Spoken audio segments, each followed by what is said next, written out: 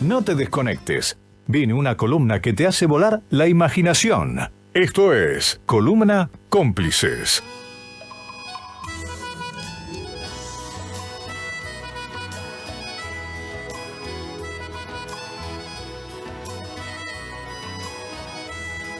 Entre bellos naranjales, a orillas del Uruguay, está la hermosa Concordia, símbolo de unión y paz. La hermosa Concordia, símbolo de unión y paz, que tiene su historia, tiene sus lugares ocultos, y para buscarla vamos a hacer uso de una brújula que viene de la mano de un entusiasta por estos temas. Sabe mucho, y lo lindo de esto es que podemos aprender mucho. Y son estos datos random que nos sirven para los asados. ¿Vos sabés qué pasó en tal lado? Para ¿No? chamullar. Claro, nos referimos a nuestro querido amigo ahora, a nuestro sensei, el señor Rubén Ladares. ¿Cómo anda, don Rubén? Buenas tardes, ¿cómo andamos? Espere que no le habilité el micrófono. Veníamos bien. Veníamos bien. Buenas tardes, ¿cómo andan? Muy bien. ¿Y usted? Pero bien, acá andamos. ¿Nervioso? Un poco, sí, pero bueno, ya tenemos unos años de guía de turismo como Sí, para enfrentarse a todo Sí, esto. sí. Bueno, hablábamos el otro día con los chicos que Concordia somos medios raros los concordienses para conocer nuestra historia, porque parece que para muchos en el colectivo de la gente, Concordia empezó en la década del 30. Es como que toda la historia de Concordia se acuerda, no, ¿te acordás cuando calle Entre Ríos iba para el otro lado? Por eso los carteles están dando vuelta y todas esas cosas, pero hay una historia anterior. Hay una historia anterior de que Concordia fuera Concordia, y mucha de esa historia también refleja nuestra idiosincrasia, nuestra manera de ser. Hay muchos pueblos fronterizos con Uruguay, por ejemplo, y no tienen la historia en común que tienen Salto y Concordia, por ejemplo. Claro. Una vez alguien me decía, aquí no usamos el concepto de comarca, que se usa en Europa, que va más allá de los límites geográficos, sino de una idiosincrasia. Y bueno, ¿y hoy de qué vamos a hablar, querido Rubén? Y hoy me gustaría empezar por el principio de todo, allá lejos y hace tiempo, porque nosotros, como bien dijiste, muchos nos imaginamos que Concordia empezó hace, 200 años, pero la historia de Concordia comienza mucho antes de que Argentina sea Argentina. Y que Concordia sea Concordia. Y de que Concordia sea Concordia, sino con los primeros habitantes de esta región y los primeros registros donde está documentado quiénes visitaron esta región. Obviamente el principal indicativo de esta región son los saltos. Claro. Los saltos de agua, el Salto Grande y el Salto Chico, en la época colonial conocido como los rápidos de Salto Grande.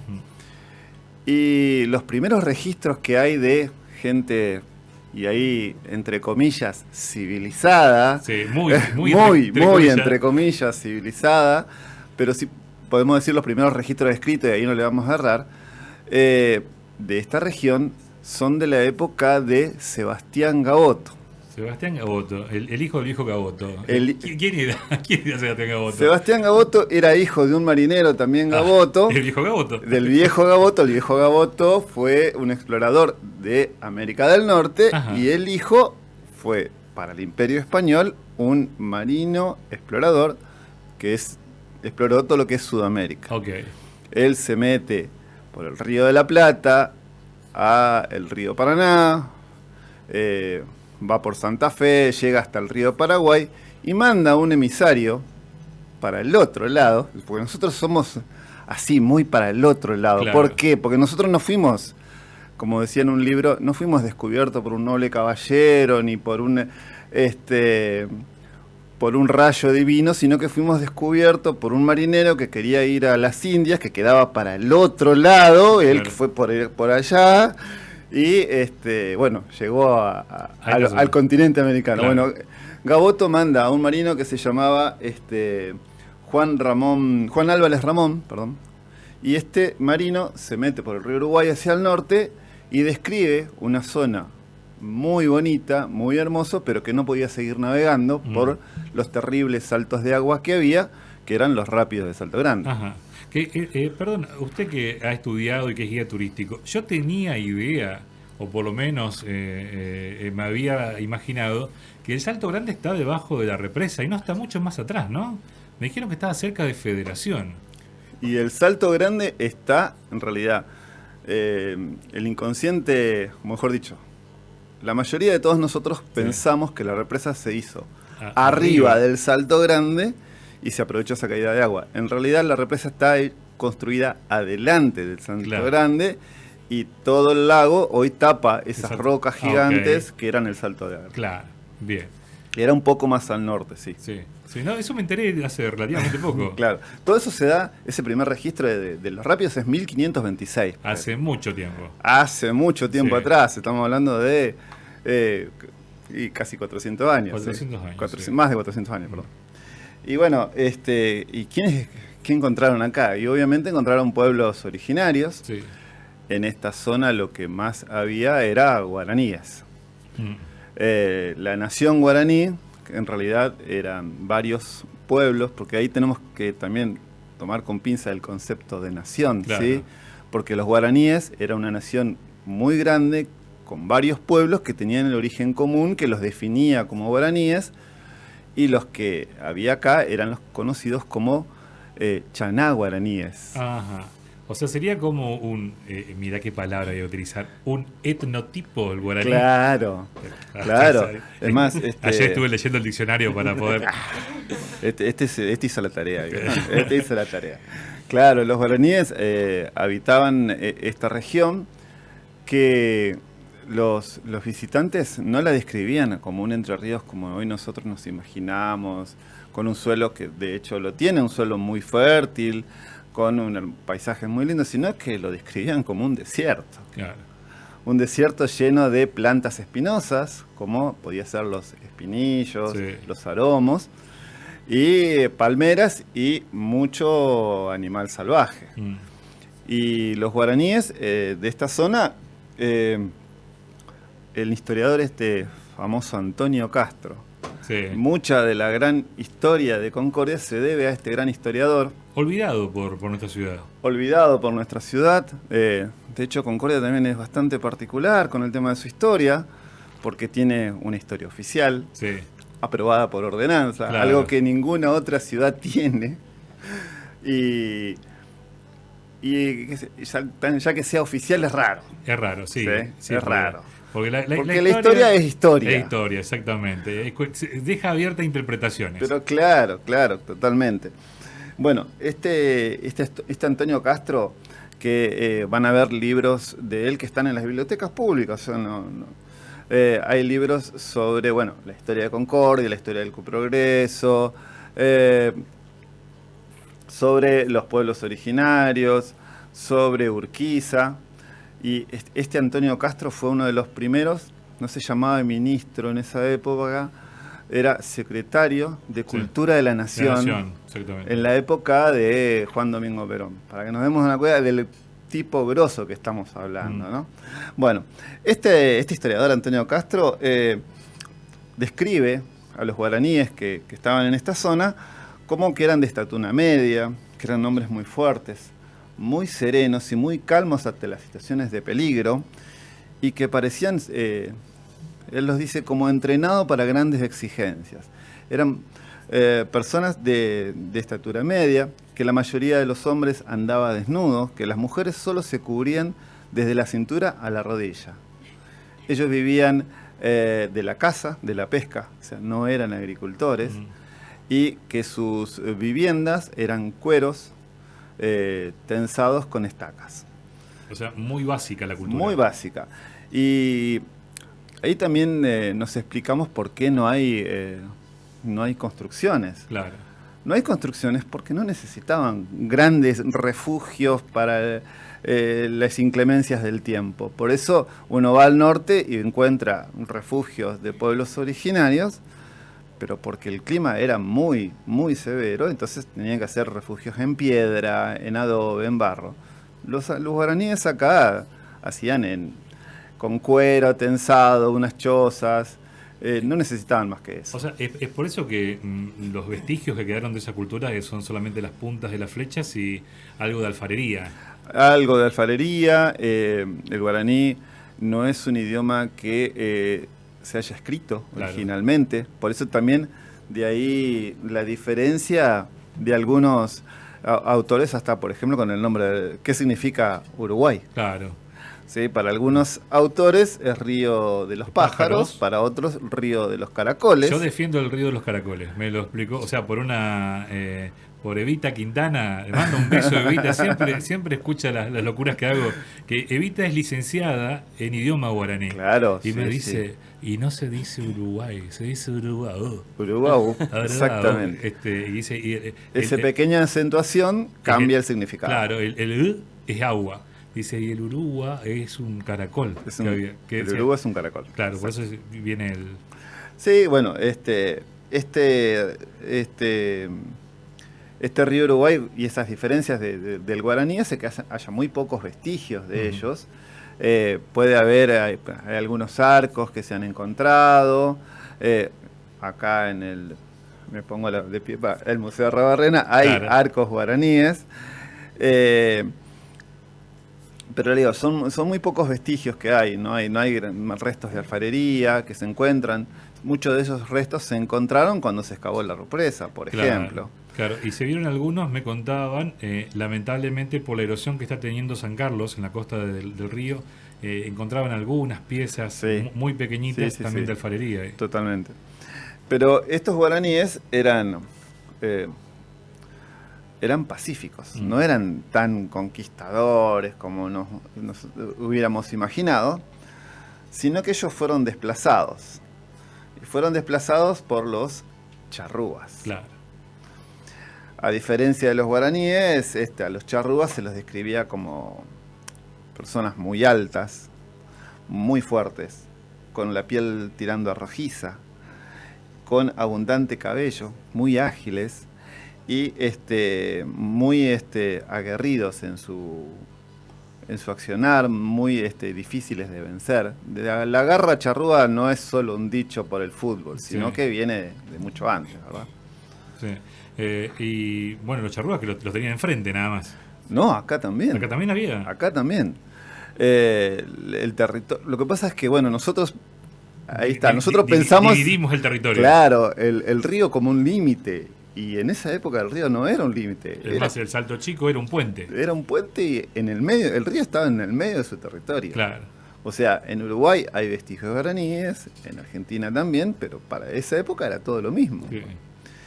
Y bueno, estos guaraníes son estos charrúas son los pueblos hostiles que encontraron los españoles cuando llegaron acá, los guaraníes mejor dicho, los guaraníes. En realidad lo que pasa es que los militares españoles, los marineros, los conquistadores, al ver que llegaban hasta acá y que no podían seguir subiendo por el río y que no estaba el paso a las Indias y no había oro ni nada por el estilo, como que lo dejaron de lado a toda esta región y se fueron para el lado del Paraná, para el lado del Perú, y esto quedó como aisladito, digamos, ¿no? Los primeros que se adentran en el río y lo remontan al río Uruguay son los jesuitas. Pero ya estamos hablando que la orden de los jesuitas se funda en 1534, o sea, estamos hablando unos cuantos años después de que Gaboto descubre esta zona, y ellos recién en 1626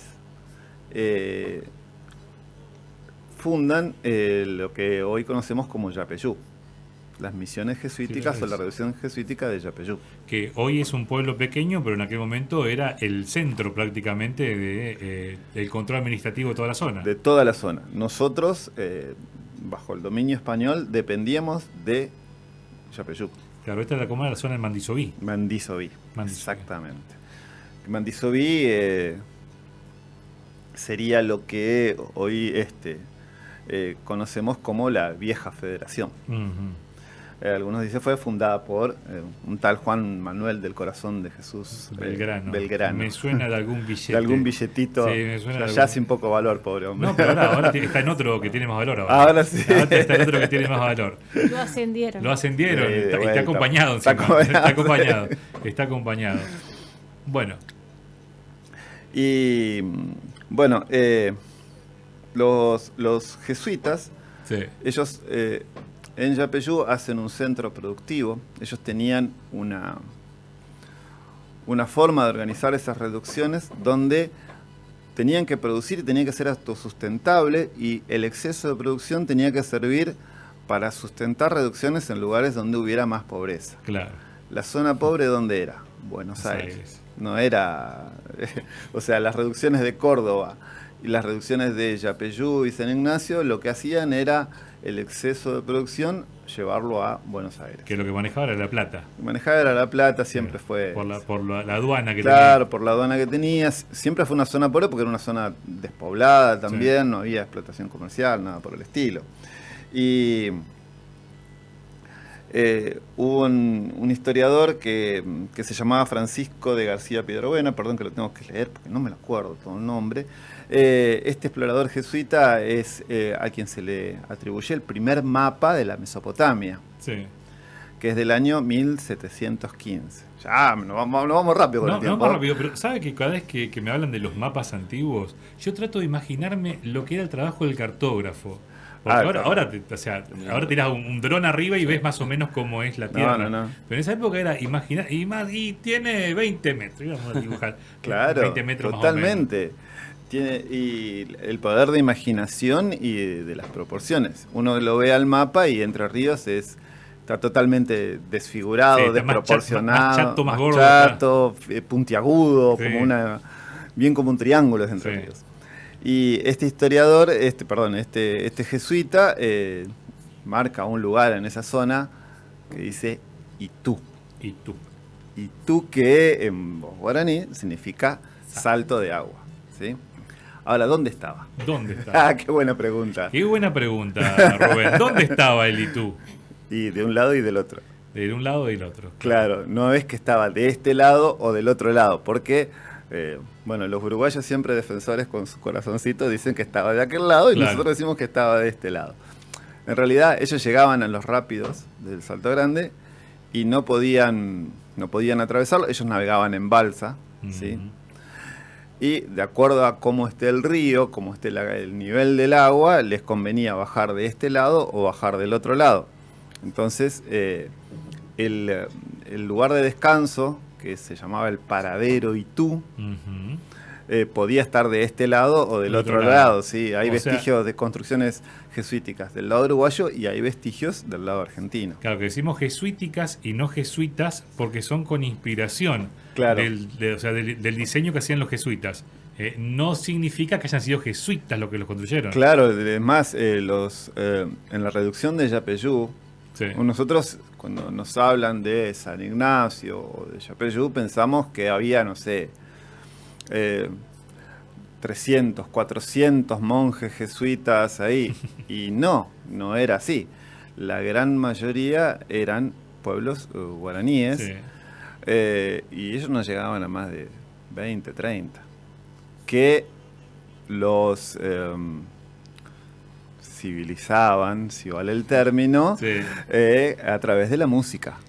Porque imagínense que vos llegás a un territorio desconocido, no hablas el idioma, ellos no escriben, ¿cómo te le acercás? ¿O cómo haces que ellos se acerquen? Claro. Bueno, ellos iban por las balsas tocando música y era un sonido al cual los pueblos nativos no conocían, no estaban acostumbrados y se maravillaban, y a través de la música ellos logran que ellos se acerquen y logran con el tiempo aprender el idioma y enseñarles nuestro idioma, que era el español. Claro. A mí no sabía eso no tenía idea. Ahí tenés lo importante es que la música, y por ahí no le damos pelota, ¿no? a la música. Totalmente. Y bueno, el río Uruguay, y sobre todo la costa argentina, por una cuestión de la forma de la costa, ¿no? La costa del río Uruguay del lado uruguayo es una zona donde no hay tantas playas como del lado argentino, es una zona más de barrancas. Sí. Por eso es más común que encontremos vestigios del paso de los jesuitas del lado argentino que del lado uruguayo. Los hay también, Sí. pero hay más de este lado, porque era más fácil bajar de este lado. Claro.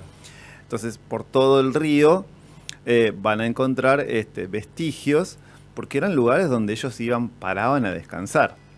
Van a encontrar en Concordia, porque al llegar a la zona de los rápidos de Salto Grande, que no lo podían navegar, tenían que bajar de las balsas, desarmar las balsas, caminar, bastante estrecho, más o menos para que nos demos una idea. Aproximadamente se estima que ellos navegaban hasta lo que hoy conocemos como Ascona, allá arriba cerca de Federación, Sí.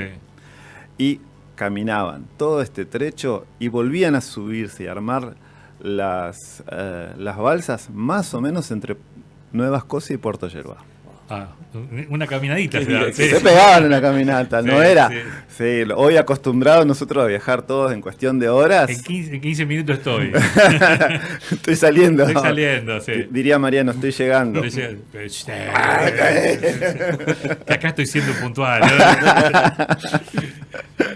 Pero bueno, bueno, y eso justamente, esa necesidad, como decías vos, del famoso Itu, que muchos quieren darle un lugar físico, pero en realidad era un servicio, por decirlo de una manera. Claro. Era sí. algo que hacían para parar, para descansar. Claro. Ellos cuando hacían esos lugares de descanso, el primer lugar que se conoce, así que, o se estima que podría ser el lugar donde más se instalaron, es una zona que está entre lo que nos ubicamos hoy, donde termina Salto Uruguayo, Sí. la avenida Salto Uruguayo Sí. y el río, Ajá. y el actual, lo que conocemos hoy como el Naranjal de Pared. En esa zona Sí. fue donde se instalaron por primera vez, o donde construyeron por primera vez, donde hoy podemos encontrar vestigios de eso, donde hacen un oratorio. Ah, Porque bien. eran monjes, entonces también tenían que rezar, hacían un lugar de descanso, corrales y demás, y hicieron un oratorio. Que cuando inauguran ese oratorio lo hacen el día de San Antonio de Padua. Y por eso viene la advocación. Ahí viene la advocación de como San Antonio del Salto Chico. San Antonio del Salto Chico. ¿Puede ser que en esa zona donde vos decís que hicieron el primer oratorio también están los vestigios del primer muelle? Sí. Que es más, hay historiadores que me han mostrado que si vos lo ves con Google Earth, se ve un cuadradito de piedra. Sí. Y me decían una frase que yo lo escuché en una película, que es la película Prometeo, que no tiene nada que ver con la historia, que decía, vos fijaste esto, Dios no construye en línea recta. Y Totalmente. tiene, justamente tiene una forma bien cuadrada, Sí. lo que era la cabecera de ese muelle. Sí, sí, sí. Obviamente ellos tenían que hacer como muellecitos o embarcaderos para poder seguir navegando, porque mientras tanto ellos cruzaban el río de un lado al otro, buscando alimentos de este lado o del otro lado. Ujú. Y ese oratorio de San Antonio también fue conocido después por que en esa zona, una vez que, bueno, años más tarde, ya me estoy yendo muy adelante de la historia, los jesuitas son expulsados Claro. del continente americano. Y eso se transforma en una guarnición militar, con militares españoles. Claro. Los monjes jesuitas que estaban en San Ignacio y en Yapeyú, algunos fueron asesinados y otros fueron tomados prisioneros. ¿Y a dónde los alojaron? ¿A dónde? En el paradero Itu, en el entonces reconvertido capilla de oratorio de San Antonio del Salto Chico, en una especie de fuerte, que cuando hablamos de fuerte no es uno de esos fuertes como los fuertes de Buenos Aires, que eran de piedra, sino que era un cerco de madera, donde ahí se hace una suerte de prisión, donde se junta a los jesuitas que estaban vivos, y se los tiene prisioneros ahí hasta poder llevarlos de vuelta a España. Qué loco, ¿no? Y eso es el inicio, nada más de la historia. Ahí estamos llegando al inicio de la Ahí historia. estamos llegando al inicio de la historia. Che, aprovechamos y le mando un saludo grande a Andrés, que ahora ya está en su casa. querido Andrés, que está ahí, se estoy escuchando desde el celular de Claudio, así que a Claudio también le mandamos un beso gigante. Dice, un genio, Rubén. Dice, así que te mandan saludos. Y así empezamos la historia. Queda un poquito para... Nos quedan 3 minutitos. ¿Quedan un poquito para redondear? Y no sé, bueno, lo que podemos decir de todos estos vestigios de los pueblos originarios, de las primeras construcciones, es que queda muy poquito. Sí. ¿Por qué? Por lo que vos comentabas de que son elementos biodegradables, por decirlo de una manera, o porque tampoco hubo un cuidado. Y un poco de todo. Sí. La mayoría no eran elementos muy fuertes, o sea, eran maderas. Por eso lo que vas a encontrar son algunas piedras, sí, porque también usaron piedra, no es que no usaron, pero se decía que, por ejemplo, en la zona donde antes de que se construya el edificio que hoy conocemos como el Naranjal de Pereda, había restos de paredes de piedra que databan o que se suponía que eran de la época de los jesuitas. Algo que hoy es muy difícil de saber. Claro, difícil de comprobar. Difícil de comprobar. En el Parque Nacional del Palmar hay sí todavía algunos lugares donde son vestigios de construcciones jesuitas. Que ahí es lo que yo contaba del tema de las postas, ¿no? Ese pequeño fuerte del Salto Chico, les puedo contar más o menos lo que algunos historiadores dicen que tenía corrales para animales, tenía una cárcel. Concordia siempre ahí. Claro, sí, sí, teníamos que tener la nuestra. Muy monjes, o sea, muy buenos todos, muy civilizados, pero... Tenía que tener la cárcel. Sí. Tenía una escuela y un lugar para la comandancia y un par de casitas ahí. Eso era lo único que tenía. Querido Rubén, bueno, este ha sido el primero. Este ha sido el primero. Mire que generó mucha expectativa. O sea que y dejó la vara, no sé, dejó la vara muy alta. Ya tengo ganas de escuchar el próximo. Bueno, ¿cómo no? ¿Tenemos adelanto o no se puede decir? ¿O es sorpresa el próximo? No, podemos o seguir el orden cronológico o nos saltamos. Bueno, eso queda en usted. Bueno. Rubén, bueno, desde ya muchísimas gracias por sumarte. Es algo que hace tiempo estábamos hablando para hacer, que somos muy raros los concordienses y a veces somos poco respetuosos con nuestra historia, ¿no? Que pensamos que somos una ciudad, y somos una ciudad relativamente joven, pero con muchísima historia en sus espaldas.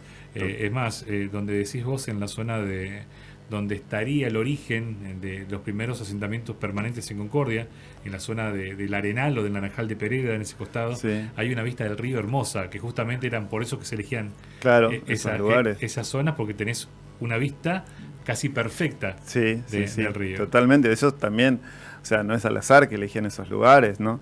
Si tenían que protegerse de una invasión, de un ataque, había que buscar un lugar alto donde yo pudiera vigilarlo, ¿no? Claro. Querido Rubén, nos vemos el próximo jueves. Nos vemos el próximo jueves. Nosotros nos vamos a una pequeñísima tanda y enseguida volvemos con más Cómplices.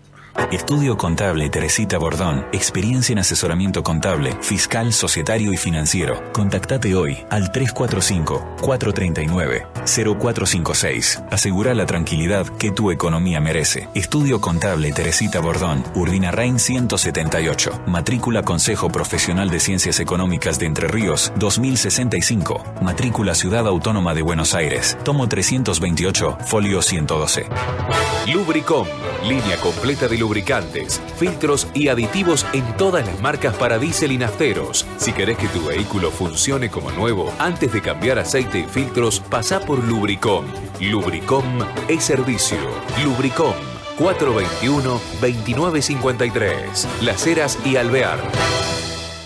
Distrito Este, todo para la construcción en seco. Placas, 600 colores en revestimientos plásticos y pinturas, aislaciones térmicas y acústicas, membranas para techo, aberturas, máquinas y herramientas para el profesional. Distrito Este, Las Heras 430. Para construir en seco, Distrito Este. ¿Estás buscando el toque dulce perfecto para tus eventos, catering o comercio? Tenemos la solución perfecta para vos. Grido te ofrece una deliciosa variedad de helados y postres para satisfacer a tus clientes y añadir ese toque especial a tus preparaciones o servicios. Desde tiendas de bebidas hasta almacenes y autoservicios. Llámanos ahora mismo o envíanos un mensaje al WhatsApp 3454-095-778 y comencemos a crear momentos felices juntos.